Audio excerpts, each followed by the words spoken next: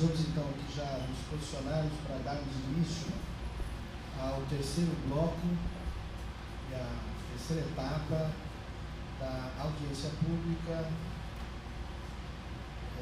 feita pelo Conselho Estadual de Defesa da Pessoa Humana, CONDEP, que trata sobre a questão das comunidades terapêuticas e da política de saúde para o Estado de São Paulo. Nós já tivemos o primeiro bloco, que foi realizado no dia 17 de dezembro de 2015, aqui mesmo no CRP, onde foram recebidas a contextualização, sobre as comunidades terapêuticas, a partir da leitura de relatórios do próprio CONDEP, das suas ações fiscalizatórias,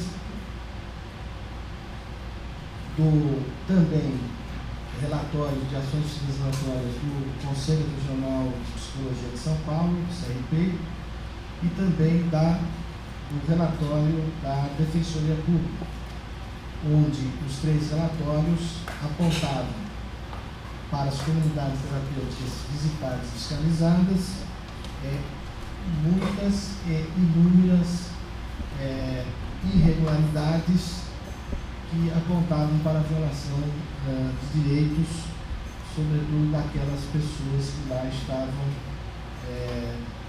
praticamente numa situação de internação. Nesse primeiro bloco foram lidos relatórios, foram feitas algumas denúncias pontuais, de maneira que, após o debate, foram feitas algumas recomendações preliminares e também foi feita a escuta da representante da Secretaria Estadual de Saúde, coordenadora da saúde mental do Estado de São Paulo, que também colocou e se posicionou qual tem sido a atenção do Estado de São Paulo dado à questão das comunidades terapêuticas. Em seguida, o CONDEP fez o segundo bloco, que se realizou na rua Antônio Godoy, no último dia 29 de janeiro, onde o tema abordado foi a questão do financiamento da saúde na perspectiva da construção das redes de apoio psicossocial.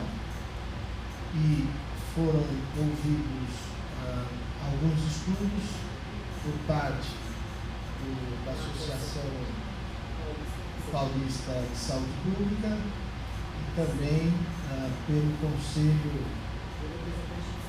representantes do Conselho da Assistência Social, que fizeram uma exposição sobre a questão do financiamento da saúde pública, e também foi ouvido o Conselho Estadual de Drogas, o CONED, que também fez a exposição de como entendia a realidade das comunidades terapêuticas, além do governo do Estado, a partir da assistência, expor o programa Recomeço. Houve um debate bastante frutífero e também saíram desse debate algumas recomendações naquele dia, apontando para algumas alternativas de propostas para a política pública do Estado. E hoje nós estamos no terceiro bloco, no qual pretendemos fazer aqui um debate sobre as comunidades terapêuticas na perspectiva da interface com as políticas de segurança e justiça enfim, de como o sistema de justiça, de como o sistema de segurança, como as internações das comunidades terapêuticas têm a interface com a proposta hoje de tratamento de atenção para os usuários que abusam de álcool e outras drogas.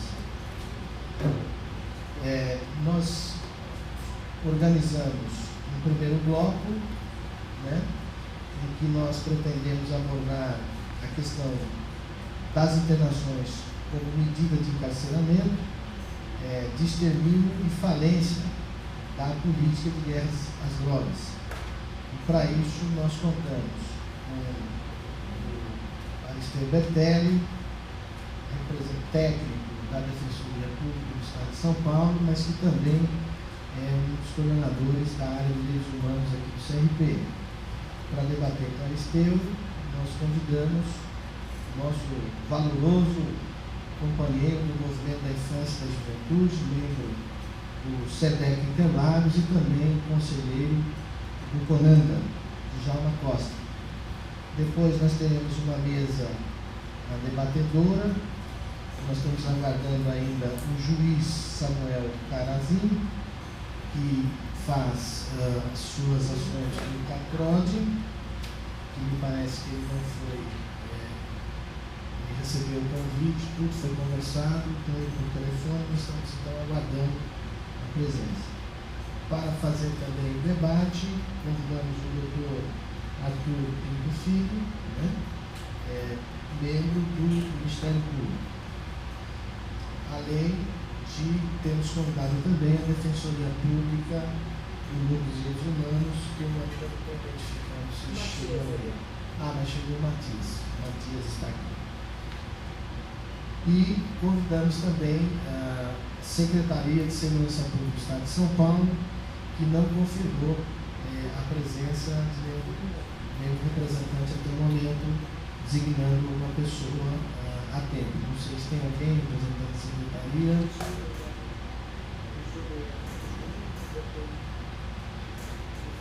O doutor Júlio Botelho parece que teria confirmado a vinda, mas até agora também não chegou. Enfim, depois dessas duas mesas, nós faremos um debate com toda a plenária.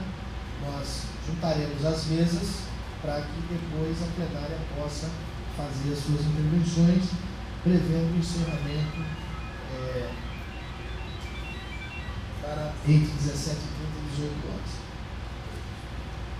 Bom, então, para a gente começar, eu queria então apresentar a Evelyn Sayeg, que até há 2 semanas atrás era a nossa secretária executiva do CONDEP e que assumiu a relatoria da Comissão de Saúde Mental e Direitos Humanos do Conselho. Então, mesmo ela não estando mais na Secretaria Executiva, mas ela continua na relatoria, de maneira que o CONDEP assim delegou a Evelyn essa função de ser a relatora dessa comissão em conjunto conosco da presidência. Então, a Evelyn vai estar aqui, né? Vai ficar aqui fazendo as anotações, etc., secretariando aqui todo o nosso momento. E antes de começar, eu queria dizer para vocês que aqui na frente está bem agradável. Porque eu passei perfume, né? O pessoal está muito aí no fundo. Mas fiquem à vontade, mas dizer para vocês que vocês ocuparem aqui à frente para ajudar a animar o debate. Então, dando início, eu queria chamar então, para a gente concluir então a primeira mesa, o Aristeu Bertelli, por favor, e chamar já o Djalma Costa. Agradecer muito a esses dois valorosos companheiros, porque sabemos das suas agendas extremamente agitadas, inclusive nos tempos atuais, de muitas violações de direitos e de muitos problemas de ausência de política, sobretudo para os adolescentes, em que muitas vezes, na conjuntura atual, tem passado, a política da infância e da juventude tem passado por uma série de problemas, sobretudo no estado de São Paulo, em decorrência de não haver um avanço nas políticas públicas que possam fazer que haja, de fato, o cumprimento do Estatuto da Criança e Adolescente na sua totalidade, na sua integralidade. O sistema socioeducativo apresenta uma série de questões, uma série de falhas. O nosso sistema de segurança pública, ele ainda se apresenta de uma maneira muito truculenta, a dizer a vocês que o Conselho recebeu há 10 dias atrás uma denúncia seríssima. Inclusive pedimos a intervenção do Dr. Eduardo Valério, do Ministério Público, porque os adolescentes lá no Parque Santa Madalena, no Sapopemba, eles estão sendo abordados por policiais e estão sendo marcados com faca no rosto, para que eles fiquem marcados mesmo, no sentido de que na próxima abordagem, então esses policiais, eles já têm lá uma certa contabilidade, um certo controle, agora não mais a partir das fotografias que eles faziam, mas agora visualização física muito rápida. E a insurgência contra esse tipo de prática fez com que a Polícia Militar chegasse a perseguir alguns meninos que até estavam portando substâncias entorpecentes, umas porçõezinhas pequenas, e chegaram a abordar os meninos por tráfico, e aí com a abordagem dos educadores, queriam prender os educadores, depois queriam prender a coordenadora do SEDECA por desacato à autoridade, enfim, demonstrando um poder militar altamente desrespeitoso às normas, à Constituição Federal, à legislação, enfim, demonstrando que o sistema de segurança não tem nenhum compromisso com a garantia de direitos, nenhum compromisso com o Estatuto da Criança e do Adolescente, e que não precisava fazer toda aquela cena, chamando reforço, mais de 5 viaturas para 2 adolescentes, 2 educadores e a coordenadora do SEDECA. E o CONDEP tem recebido constantes denúncias de equipamentos sociais de acolhimento, tanto na área da saúde, que são as casas, as residências especiais, destinadas aos meninos em tratamento de abuso de álcool e outras drogas, como os equipamentos sociais que acolhem os meninos em medidas socioeducativas, estão sendo perseguidos, estão sendo catalogados, fotografados, cadastrados, abordados por ações da Polícia Militar. Num ato que contraria, inclusive, a própria ação do acolher, a própria ação do cuidado e contrariando a própria ação da inclusão social que esses equipamentos muitas vezes proporcionam, sobretudo das comunidades menos favorecidas. Bom, enfim, era só para registrar isso, O Conselho Estadual de Direitos da Pessoa Humana, o CONDEP, ele convida então todas e a todos para essa audiência, lembrando vocês que o Conselho, para quem conhece, para quem não conhece, o Conselho Estadual, ele é um órgão do Estado de São Paulo, criado pela Lei 7576, é um órgão de controle social da política estadual de direitos humanos e que tem como sua principal missão receber as denúncias de violação de direitos humanos, apurar essas denúncias, apurar essas ocorrências e dar destinação dessas ocorrências, dessas violações, para que haja, além da punição, mas para que haja também uma conscientização por parte dos gestores públicos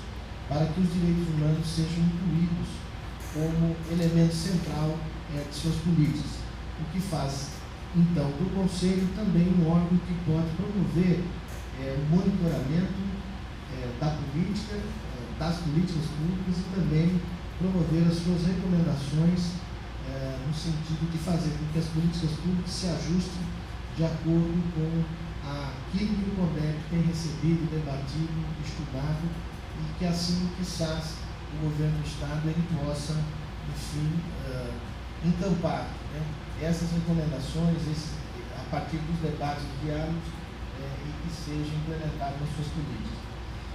E o CONDEP ele está num processo de eleição. O CONDEP, no dia 15 de março, vai ter eleição dos seus representantes da sociedade civil.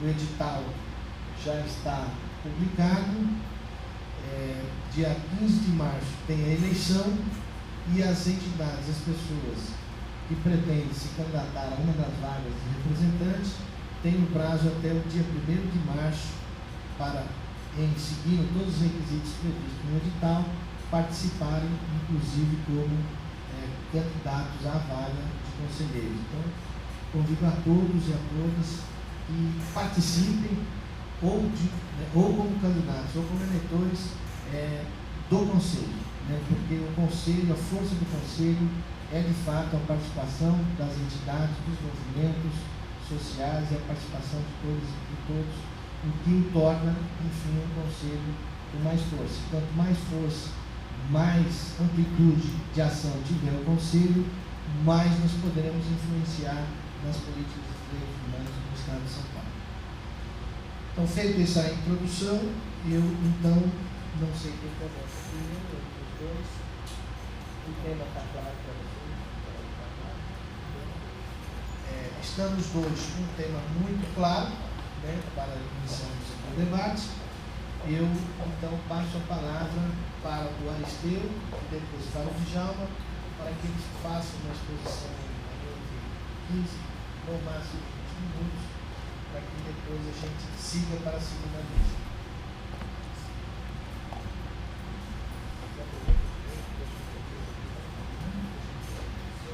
Acho que, em primeiro lugar, uma boa tarde para cada pessoa, cada colega que aqui está. Como o Rildo colocou, meu nome é Aristeu, estou um conselheiro dentro do CRB, dentro do Conselho Regional de Psicologia, componho a 14ª plenária de gestão dessa casa e venho aqui na condição de agente da Defensoria. Eu trabalho na Defensoria Pública do Estado de São Paulo, fui convidado a compor essa mesa e trazer um pouco da experiência, daquilo que a gente tem observado. Então, nesse sentido, além de agradecer a presença de cada pessoa que aqui está, eu também agradeço a liberação que a Defensoria deu para que aqui estivesse, que eu representasse. Consigo encontrar muitos amigos, muitas amigas aqui nessa conversa de hoje, numa casa que tenho, sinceramente, como a minha casa, uma casa amiga de todo e qualquer ser humano que se propõe, a partir da perspectiva da ciência e profissão, a partir de uma orientação, de uma ideia, de uma perspectiva do exercício político da profissão, as pessoas que queiram participar da discussão dos trabalhos por uma sociedade mais justa, por uma sociedade menos desigual. O convite que me foi feito é um convite para a gente poder conversar um pouco, trazer um pouco de algumas questões sobre temas que nos são muito caros, extremamente caros. Estamos aqui discutindo basicamente política de drogas, estamos, portanto, discutindo aqui direitos humanos. A gente está falando de autodeterminação, de participação social, estamos falando de atenção à saúde, estamos falando de participação política, gestão e participação da coisa pública. A gente está trazendo tudo isso quando traz ao tema a questão da política de drogas. Pelo menos é o que eu consigo entender. Sobremaneira, quando a gente vem nesse bloco discutir as questões da justiça. E aí eu acho que fica limpo já nas mentes e nos corações de todos que, ao falar da questão de justiça, nós não estamos aqui única e exclusivamente para discutir e falar sobre a questão do judiciário. O que a gente vem trazer aqui é, em primeiro lugar, vamos conversar sobre política de drogas, vamos conversar sobre justiça, entendendo que justiça não é apenas o grupo, não é apenas aquele núcleo que as pessoas na sociedade muitas vezes pensam do judiciário, que se a gente quer minimamente ampliar isso, é pensar em todas as estruturas que participam, que compõem esse sistema, o que significa, portanto, discutir sim a magistratura, o Ministério Público, a Defensoria Pública, a advocacia, discutir como é que isso se dá dentro da sociedade, quais são os enfrentamentos, inclusive políticos, os enfrentamentos éticos na construção de justiça dentro do campo da política de drogas. Essa primeira mesa, sobremaneira, o que ela vai destacar para a gente é a discussão sobre temas que nos são extremamente vinculados. A gente vai falar sobre encarceramento, e aí eu até qualifico encarceramento em massa, nós vamos falar sobre genocídio. Eu espero que ninguém aqui se incomode com o uso da expressão genocídio, porque ao fim e ao cabo o que eu penso, o que eu acredito e aquilo que eu vejo é que estamos caminhando de uma maneira que permite sim pensar que existe literalmente um genocídio dentro dessa questão. Estamos falando também do que se chama, daquilo que se convencionou, daquele conjunto de procedimentos e de políticas que se convencionou chamar de guerra às drogas. A gente vai conversar um pouco sobre isso. E nessa baila, uma vez que estamos no terceiro bloco de audiências públicas, que o Conselho Estadual de Defesa dos Direitos da Pessoa Humana chamou em apoio de coletivos e militantes da sociedade civil, eu acho que vale a pena tentar enxergar primeiramente de onde falamos, de que ponto estamos falando. Queremos discutir a questão da justiça, queremos falar sobre política de drogas. Essa mesa pretende abordar o tema do encarceramento, genocídio e guerra às drogas. A nossa perspectiva ela é sumamente política dentro disso. Não é única e exclusivamente procedimental, não é só da ordem, das burocracias e de procedimentos, mas é sobremaneira de uma opção política. E de uma opção política que fala exclusivamente da defesa intransigente da vida e da dignidade da pessoa humana. É a partir disso que a gente quer conversar. Se a gente vai falar de guerra às drogas, se a gente vai falar de alternativas, de possibilidades e de políticas sobre drogas, é a partir da perspectiva da defesa intransigente e radical da dignidade e da vida humana dentro disso. Quero crer que os outros blocos, as outras audiências também já comentaram e falaram sobre o sistema como um todo, aquilo que nós temos como política de drogas no país, com todas as críticas que lhes são possíveis. Até porque a gente está falando, o programa atual, o programa em vigência no país, ele, com críticas ou não, ele ainda sustenta uma perspectiva beligerante, ainda sustenta uma perspectiva de guerra, na medida que o grande programa para drogas no país se chama Crack é Possível Vencer, trabalhando, portanto, a ideia de uma oposição, trabalhando, portanto, a ideia de que existe alguém por enfrentar, sustentando essa ideia muitas vezes no discurso de alguns gestores e gestoras que nós enfrentamos uma situação de epidemia, em que pese o fato de que se a gente vai colocar por pesquisa nos critérios que nós temos, os critérios objetivos e científicos para poder pensar epidemias nós não temos. E também imaginar que o único problema, a única questão relativa ao acesso a direitos no que diz respeito ao uso de drogas está centralizada na questão do crack, deixando ao lado toda uma situação, todo um universo gigantesco da discussão da política de drogas. E sem também se deixar cair na armadilha de discutir a questão entre drogas lícitas e ilícitas. A base, aquilo que me é caro quando eu venho aqui, é porque há alguns minutos atrás, aqui nesse mesmo plenário, aconteceu uma atividade que juntava basicamente trabalhadores e trabalhadoras do sistema socioeducativo, das medidas socioeducativas, e que estavam aqui discutindo um tema que é extremamente severo, que é o tema do enfrentamento e do combate à tortura, a partir dos mecanismos que temos para isso hoje. Plenário cheio, pleno, colegas trazendo as mais diversas situações, apresentando as dificuldades que nós temos. E esses colegas trazendo o clássico questionamento: o que fazer? Porque nós temos um montante gigantesco de propostas e políticas, e a efetividade dessas políticas muitas vezes fica aquém daquilo que o coração do cidadão e da cidadã pede. Nós estamos falando de um lugar, de um país, onde, a depender da metodologia que se use, a gente tem uma das maiores populações carcerárias do mundo, certamente. Aí, se alguém se sentir mais à vontade para ficar pleiteando o título, fica entre a terceira e a quarta maior população carcerária do mundo. A gente está falando de um contingente de pessoas que basicamente equivale à população de um pequeno país. A gente está falando de quase 1 milhão de habitantes encarcerados. Fora isso, a gente também está falando daquela população em que eu vou usar aqui, eu tomo a liberdade de usar também a expressão encarceramento, apesar de saber que a gente deveria falar exclusivamente como medida socioeducativa.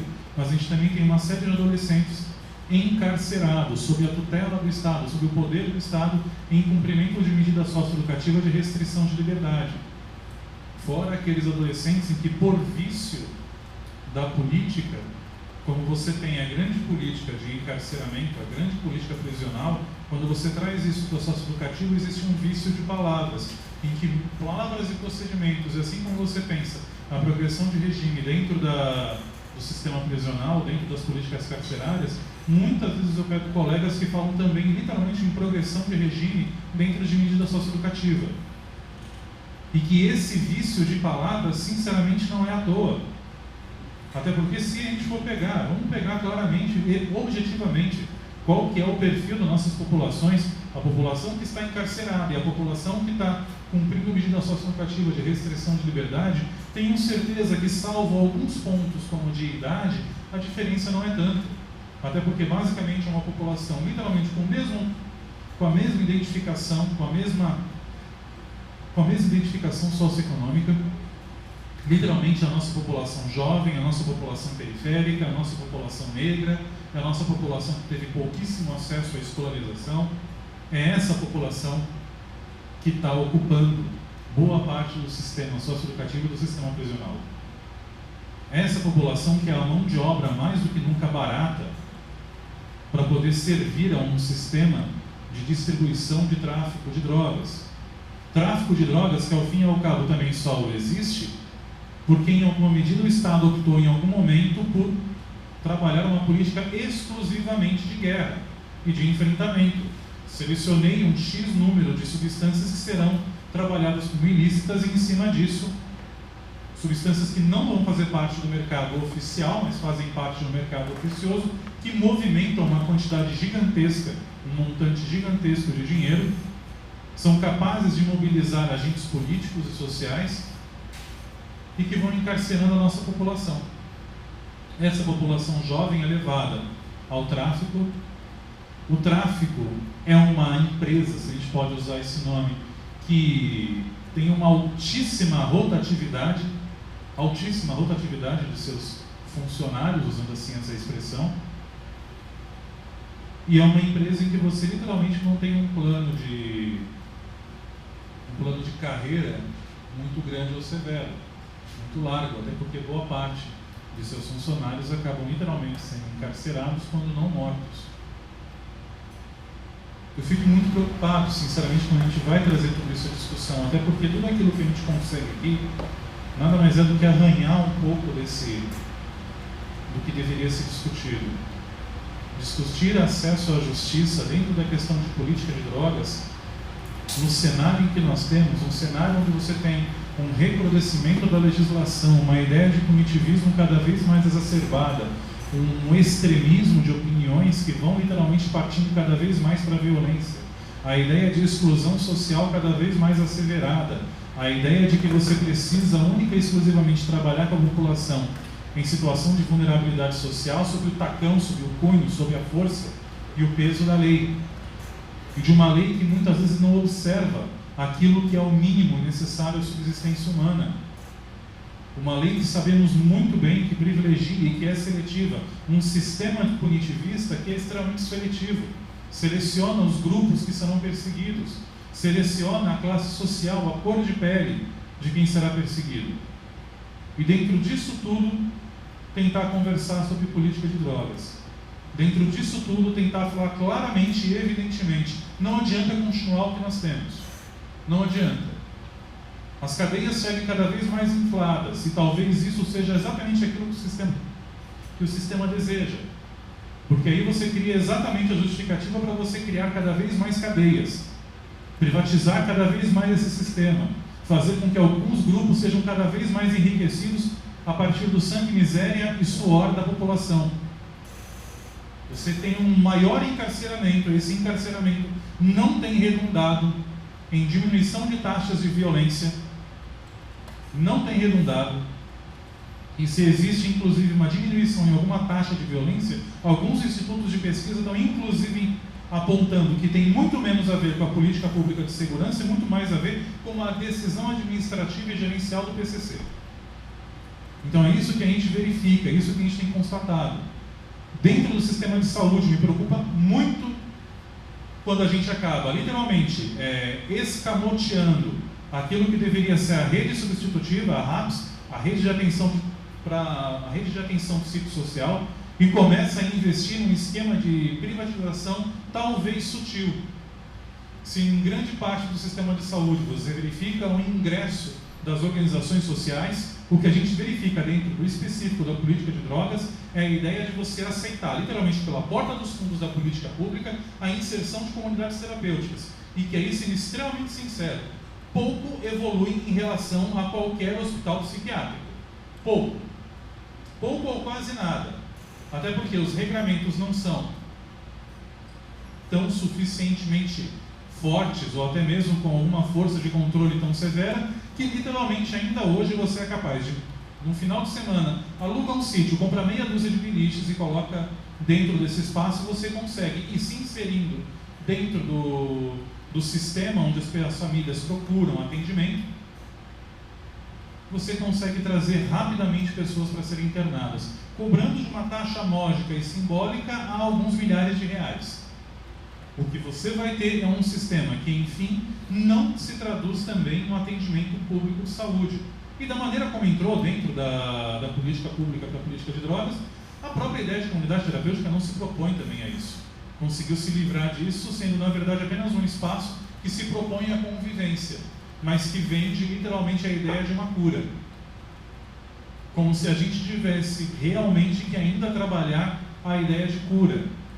Como se a gente não precisasse de fato discutir aquilo que inclusive a sociedade pensa como cura para essa questão.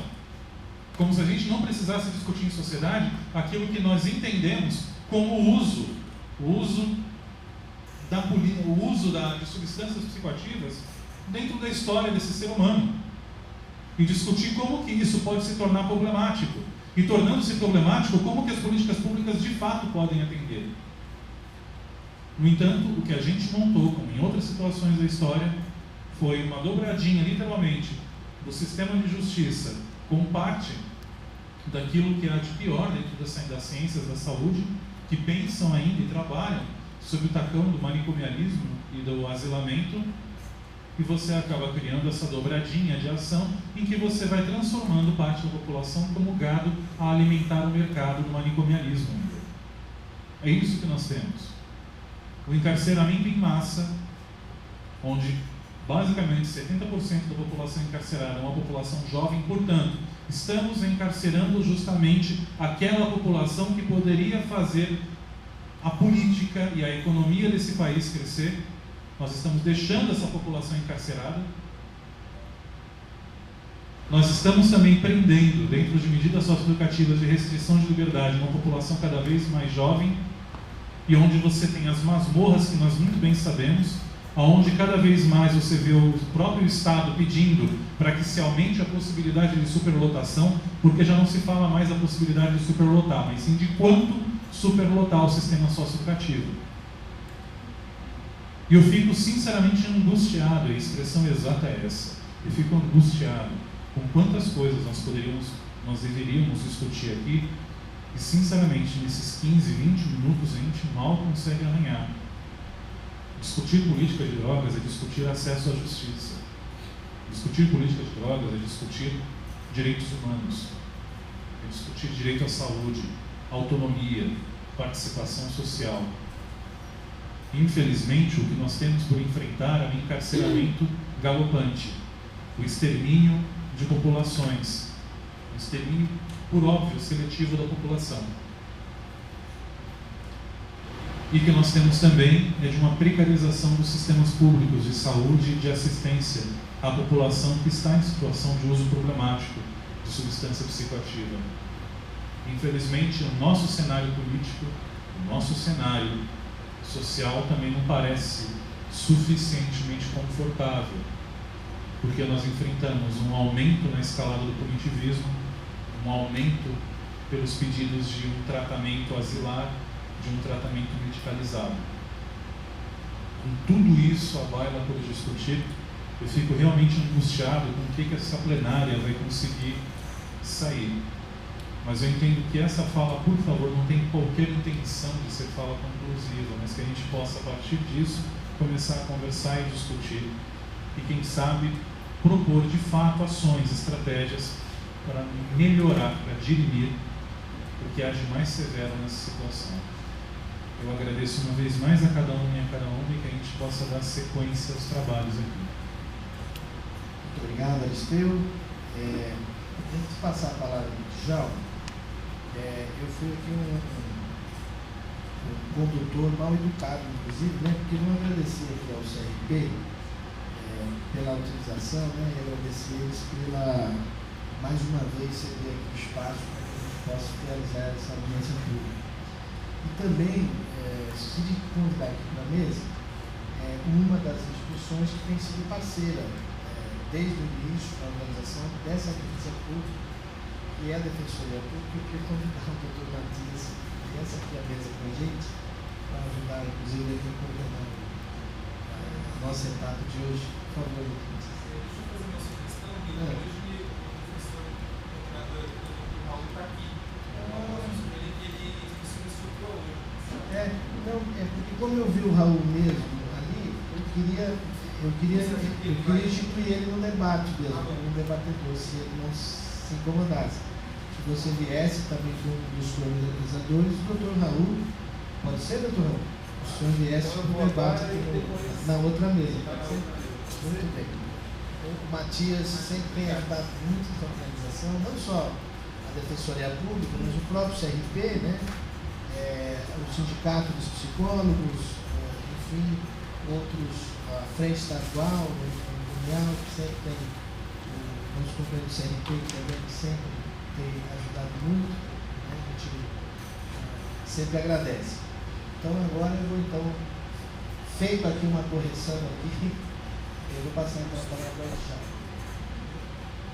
Rildo, obrigado por ter feito esse convite. A gente, entre um corre e outro, a gente vai tentando tapar os buracos que ainda é possível. E olha, literalmente, nós estamos no período de chuva e caminhar pela cidade de São Paulo é um exercício de buraco. Boa tarde para todos e para todas. Muito bom ver Raul aqui sentado. Raul, colega e companheiro de trabalho também no CDR Interlagos, nos primórdios bem recentes. Comigo, trabalha comigo ainda lá no CDR Interlagos. É bom estar no CRP, que é um grande parceiro nas nossas lutas, nos nossos enfrentamentos, e não é do ponto de vista técnico, que é a tua competência, mas do ponto de vista político. Sempre esteve do lado de cada cerca, no momento oportuno, no momento do enfrentamento, em todas as questões, até onde a minha lembrança consiga ir, né? Eu não vi o CRP a dizer, olha, desta eu não vou com vocês caminham por aí, que eu vou preferir por uma outra vertente. Pelo contrário, sempre esteve conosco, e é uma luta mais recente, e o enfrentamento mais recente é a redução da maioridade penal. Isso no nosso recorte, no nosso campo. Então é bom estar nessa casa, por mais que eu tenha dificuldade geograficamente de chegar aqui.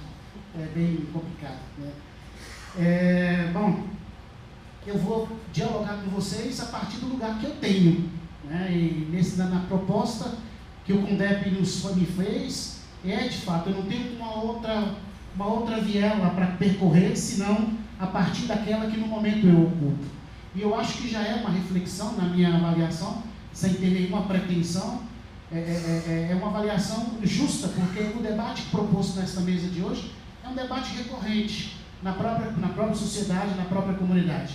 E isso tem servido para um grupo que eu considero ainda muito restrito a qualificar-se, para poder dar conta daquilo que Aristeu acaba de dizer, entendeu? Dentro de uma perspectiva, de um olhar de sociedade dessa população da qual nós estamos dizendo.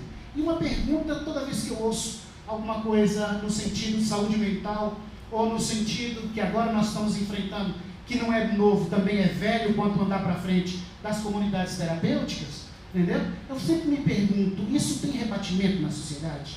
Entendeu? Eu estou falando de uma sociedade que é minha, de uma sociedade que nasci, de uma sociedade que eu conheço de cabo a rabo, de ponta cabeça, e sei exatamente que perfil a sociedade tem, tanto do ponto de vista econômico, como cultural, como social. Então eu fico imaginando qual que tipo e que nível de rebatimento eu tenho quando eu trago à baila, né, para esta sociedade a questão conceitualmente colocada por Aristeu, e que eu concordo plenamente, apesar de que as instituições oficiais não concordam com isso e brigam fortemente contra, do genocídio estabelecido e colocado na sociedade no que diz respeito à população pobre, né? Eu não diria nem do ponto de vista étnico-racial, mas da população pobre. É essa população que está sendo, né, eximada, que está sendo, né, colocada no paredão e dizer você serve, você não serve, dentro de um processo seletivo quase ariana na sociedade brasileira. Então eu fico imaginando como que este nosso debate do ponto de vista da comunidade terapêutica, enquanto espaço que foi ocupado dentro de um vácuo na ausência de política pública, ou na ausência de serviço público, entendeu? Alguém chegou lá e ocupou, e não estou aqui, não quero fazer um julgamento de mérito, se a comunidade vive ou se ela morre, se ela tem condições de sobreviver ou se não tem condições de sobreviver, não é esse o julgamento que eu estou fazendo a partir deste momento, mas da ocupação de um serviço na ausência e na lacuna que o Estado não ocupou, e que o Estado não deu para que a população tivesse efetivamente esse serviço à disposição. E quando nós falamos na proteção da pessoa, e eu quero falar do lugar que eu estou, que é da criança e do adolescente, uma vez que eu estou ocupando uma cadeira no Conselho Nacional dos Direitos da Criança e do Adolescente, em nome da Associação Nacional do Centro de Defesa, ANSED, e eu estou conselheiro lá até o final deste ano, até em dezembro, e nós temos feito esse debate, inclusive no final do segundo semestre de 2015 para cá, a gente tem feito diálogos permanentes com o CONAT, que é o Conselho Nacional de Drogas, justamente no âmbito das comunidades terapêuticas, porque não é novo, mas também tem informações que elas chegam e elas temem em chegar de maneira atrasadas nos espaços e nas repartições que têm a atribuição de fazer a sua discussão, como é o caso do CONANDA, e só no final do segundo semestre do ano passado, essa discussão foi pautada no plenário do Conselho como uma emergência de proteção, uma vez que o CONAT estava na iminência de aprovar uma resolução, regularizando, entendeu? E organizando o serviço e atividade das comunidades terapêuticas no país, e nós falamos, então, calma aí, peraí, que aqui tem uma questão que envolve, que é de competência do Conselho Nacional, vamos solicitar ao CONAT que suspenda isso, e vamos dialogar e ver em que pé nós vamos concordar. É claro que dentro do CONAT também tem um debate frenético e fortes discordâncias, e também sem querer provocar ninguém, sobretudo que no CONANDA é composto na sociedade civil, quase da sua maioria de 50% na sociedade civil, de organizações da igreja, e organizações que mantêm grandes comunidades terapêuticas neste país. Logo, eu tenho interesse, entendeu, nesse debate. Logo, aquele grupo também tem interesses objetivos e práticos na discussão, mas que não é uma discussão criminalizatória, e aí eu acho que tem um prejuízo enorme, quando eu não avalio aquilo que está acontecendo no cinturão periférico do país, no que nós estamos chamando de proteção. E eu fiquei pensando, inclusive, porque eu sou testemunho, graças ao privilégio que tenho, tanto do trabalho que eu executo hoje, que eu tenho hoje, que não é só no CDF Interlagos nem na ANSED, mas eu coordeno inclusive um programa de cooperação internacional. Isso me dá o privilégio de caminhar este país de ponta a ponta, e não nas regiões macrometropolitanas, mas na periferia do país, e eu gosto muito de fazer isso. Eu sou baiano, sou nordestino, e eu gosto de ir para a periferia para poder perguntar o que está acontecendo, como está acontecendo, qual é o problema que temos aqui agora para a gente poder resolver. E eu tenho escutado muito nos pequenos municípios. Eu não consigo. Eu estou escutando de prefeitos, de secretários, de organizações sociais, de movimento. Nós não estamos dando conta. Eu não consigo abarcar o desafio da entrada e da comercialização e do abuso do entorpecente dentro da nossa comunidade, do uso de droga. Eu tenho ido para a região rural, dos lugares por onde eu ando, e eu tenho encontrado nos canaviais, nas plantações de feijão, de arroz, de milho, a mesma situação que envolve a região metropolitana de São Paulo no que diz respeito ao crack. Eu tenho encontrado isso. E eu tenho encontrado famílias desesperadas, sem saber o que fazer, porque elas já não sabem mais o que fazer com seus filhos. E aí eu fico pensando nesse debate, que com todo respeito ao plenário e com todo respeito a tudo que vem se acumulando, eu fico pensando nos debates que nós estamos fazendo em gabinete, eu tenho pensado muito nos debates que nós estamos fazendo nos espaços de academia e como que isso possa reverberar para aquelas pessoas, para aquelas comunidades de onde eu estou falando. E elas dizem o seguinte: não adianta vocês virem para cá dizer que eu não posso mandar o meu menino para aquela chácara que pertence ao pastor fulano de tal, se vocês não me oferecem uma alternativa de acompanhamento ao meu menino, nem de proteção ao meu menino nesse sentido. E eu fiquei pensando naquela mãe que em 2012, em Novo Hamburgo, na região metropolitana, na grande Porto Alegre, né? Região expandida de Porto Alegre, daquela senhora que ela não teve mais o que fazer da vida, e ela construiu dentro de casa uma grade, uma gaiola, e trancou o seu filho lá dentro. Como último ato de desespero, e ela disse para nós, que eu fui para lá, e ela disse que eu estava naquele momento, eu estava em São Leopoldo, então foi muito rápido chegar em Novo Hamburgo, porque inclusive as autoridades policiais que foram chamadas, porque ela estava cometendo um crime, e ela tinha que ser penalizada a partir do crime que ela estava cometendo, e falando, e chegou isso antes de nós, e a polícia de vez em quando acerta, não é? Para não dizer muito sempre, né? Ela falou, não, chama as autoridades que nesse momento estão discutindo política de infância na região, para que venham nos ajudar a refletir o problema. E nós chegamos lá, o menino estava trancafiado ainda, com grade, uma gaiola, entendeu? Uma gaiola de ferro, entendeu? E ela colocou um cadeado, o seu filho de 16 anos. E ela dizia, não tiro. E ela dizia para o delegado, não sai, entendeu?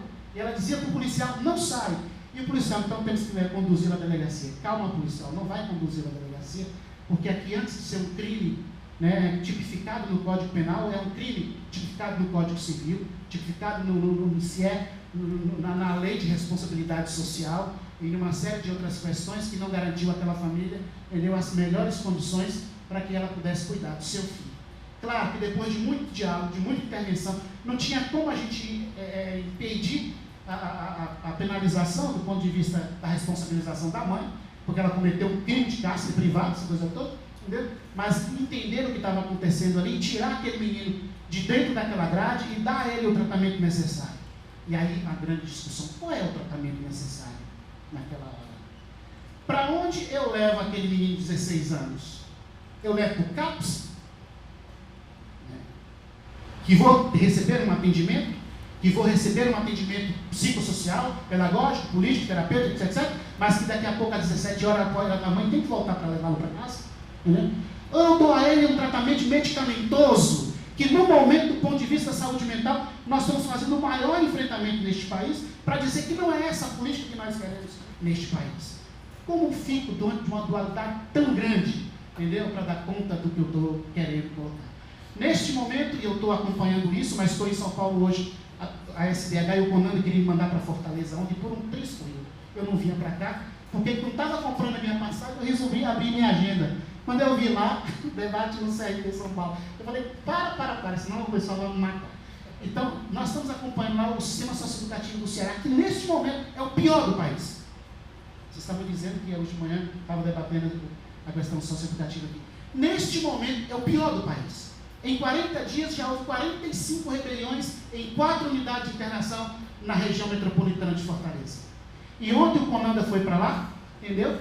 Para poder conversar com o governador, porque o Estado brasileiro acaba de ser condenado pela Comissão Interamericana de Direitos Humanos, entendeu? Deu 15 dias para que o Estado brasileiro responda às questões que a comissão inquire. O Estado brasileiro está no pé do governador do Ceará, que parece que nada está acontecendo com ele, muito menos com o Estado dele, e já venceu o prazo dos 15 dias dado pela comissão, e a resposta não está elaborada, e o governo foi para lá ontem, o Conanda também. E de ontem para hoje, mais 2 levantes em 2 unidades de internação. Nós estamos com 150 adolescentes dentro do presídio militar.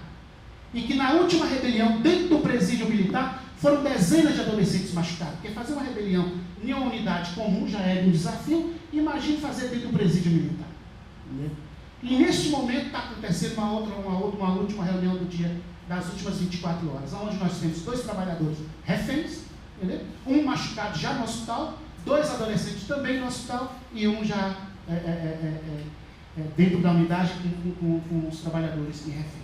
Então, se tratar de proteção dessa população e da minha população, da qual está da minha área, da maneira que nós queremos, como garantia de direito, é um desafio para toda a sociedade brasileira. E aí, de novo, a pergunta: em que rebate na sociedade brasileira, porque me parece que o elemento que nós estamos discutindo aqui não mexe com a sociedade, e não incomoda a sociedade.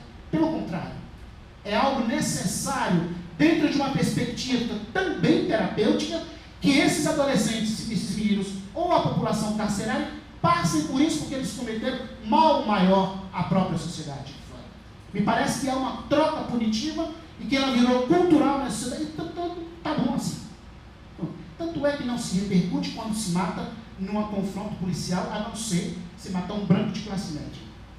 Tanto é que não se repercute quando se mata dentro da unidade de internação ou dentro da prisão comum, porque também se aconteceu porque alguma coisa o carcerado provocou desta maneira. E para ir finalizando a reflexão, porque ela é ampla mesmo, e eu fiquei pensando o seguinte: nós estamos falando de comunidade terapêutica como se fosse política pública. Eu acho que nós precisamos fazer uma correção no nosso enfoque. Comunidade terapêutica não é uma política pública. E eu espero que as autoridades de saúde neste país, e também aquelas autoridades que têm competência de lidar com a situação, abrem os olhos. Porque se a comunidade terapêutica se instalou da forma que se instalou, repito, houve um vácuo. Se ela se instalou da forma que se instalou, enquanto garantia de um direito, que é da população, e ela oferece um serviço, ela não oferece um direito. Entendeu? Se ela se instalou desta forma, é porque a nossa construção e o nosso entendimento de política pública também é um viés equivocado. Eu não sei quanto a vocês, mas eu pessoalmente não consigo enxergar nenhuma revolução em política pública. Política pública é uma ferramenta de garantia de um direito que é muito maior do que ela. E a revolução está no direito, está na garantia do direito, e ele é pleno. Entendeu? Alguém pode até dizer: eu estudei, portanto meu direito à educação está garantido. E o que foi que garantiu o meu direito à educação? A política de educação. Ela é pública? Ela é pública. Ok. E alguém pode dizer: bom, você melhorou de vida, você cresceu nisso, cresceu naquilo outro, porque você estudou. Negativo. Porque não há política sozinha capaz de fazer milagre, entendeu? Nessa sociedade brasileira. É um equívoco quando eu coloco nas costas de uma política toda a responsabilidade de sarar as desgraças e as mazelas dessa sociedade. E é assim com a educação, é assim com a saúde, e eu não vejo nenhum outro impacto, nenhuma outra situação que me conduza a uma melhoria efetiva da qualidade de vida, de maneira que a minha educação me leve ao teatro, me leve ao cinema, me leve ao campo de futebol, me leve ao espaço da rua, me leve ao campo ou parque ecológico, me leve a uma série de situações, porque eu entendo que aquilo é um direito pleno, portanto eu quero crescer plenamente. Olha que eu não estou pensando em minhas metas, que são novas ainda. Estou pensando em mim, que já estou quase virando o cabo da Boa Esperança. Entendeu?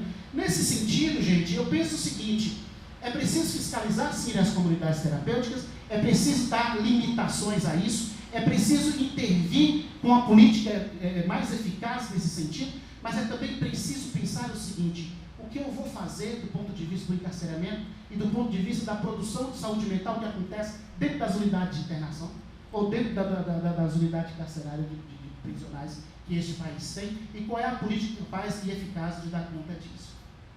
Elas são necessárias? Eu não sei se as comunidades terapêuticas são necessárias.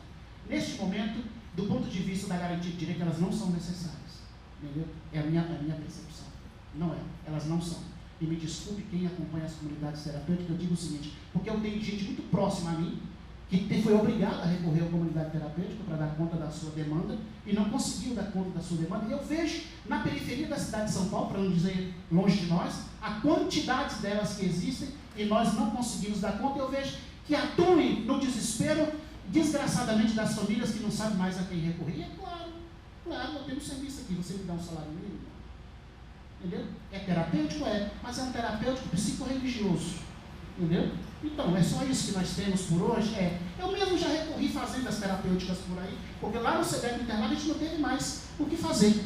Entendeu? E na angústia de dizer: não, eu preciso salvar esse moleque. Ele não pode morrer desse jeito. Alguma coisa precisa dar conta disso. Eu mesmo já coloquei no carro o menino daqui, entendeu? E levei para o Vale do Paraíba, para se colocar em uma comunidade terapêutica, na última tentativa de salvar o menino. Não consegui. Não consegui, porque também são encarceramentos. Porque também não é a política pública que nós estamos falando, que já é uma consequência, entendeu, de buracos que nós temos cavado nessa sociedade, no que diz respeito às pessoas que necessitam desse processo que a gente vive. Estou acabando o rio, e para dizer para vocês o seguinte: é bem ou mal? entendeu? É mal o dano que a falta de políticas e que a falta de garantia de direito na sociedade provoca nas pessoas. É muito mal. É mal os buracos na política como ferramenta de garantia de direito que a política deste país provoca nas pessoas. É mal. E as pessoas precisam procurar alguma coisa bem perto de si. Está suspenso naquela resolução do CONAD, o artigo que trata de criança e adolescente, como na resolução que trata das comunidades terapêuticas que o CONAD elaborou. Eles mantiveram todos os artigos que tratam da população adulta em geral, mas suspenderam os artigos que tratam de criança e adolescente, porque nós solicitamos, o CONAD solicitou que ele suspendesse e que pudéssemos aprofundar o debate e a discussão antes que eles publicassem essa resolução, que eu entendo que é uma resolução maléfica à população brasileira. Eu pessoalmente entendo, e parte do CONAD também entende dessa forma. Nesse momento nós estamos tentando trabalhar em conjunto em um texto que traz e resgata todas essas necessidades, mas o CONAD também tem a responsabilidade de normatizar e de olhar um pouco todas essas questões que estão acontecendo. Eu acho que, de fato, como diz o companheiro, para aprofundar isso, nós precisaríamos do resto da tarde para poder dialogar um pouco, porque os elementos que tratam são muitos elementos cotidianos, da vivência cotidiana, e que serve para permear um pouquinho o que nós estamos conversando aqui. Mas, na medida que a gente avança nesta tarde, a gente pode aprofundar um pouco mais. Obrigado. Obrigado, Djalma. Salve de palmas. Jovem com a esquerda. Bom, para a gente ganhar tempo, então, aos que chegaram, como é que vai ser a nossa metodologia? Nós estamos fazendo essa mesa, vamos chamar uma outra mesa agora e depois nós voltamos as duas mesas para um debate geral com o plenário. Então a gente agradece aqui ao Djalma, e a gente vai então já rapidamente compor aqui a segunda mesa. O Dr. Samuel, o juiz do Catrópolis, acho que não veio, né? Então a gente chama o Dr. Arthur Pinto Filho, representando o Ministério Público, e o Dr. Raul Carvalho, do número dos ex-estudantes também da Defensoria.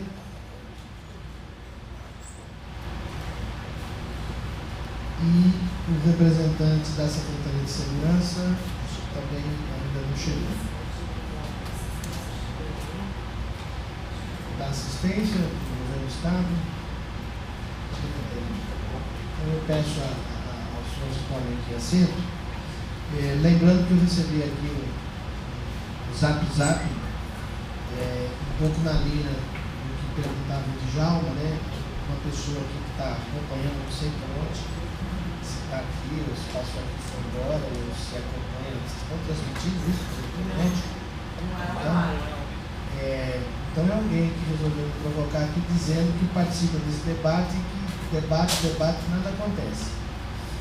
Olha, o propósito do debate aqui do CODEP, dessa audiência pública, é que esse debate está sendo registrado, ele está sendo feito um relatório,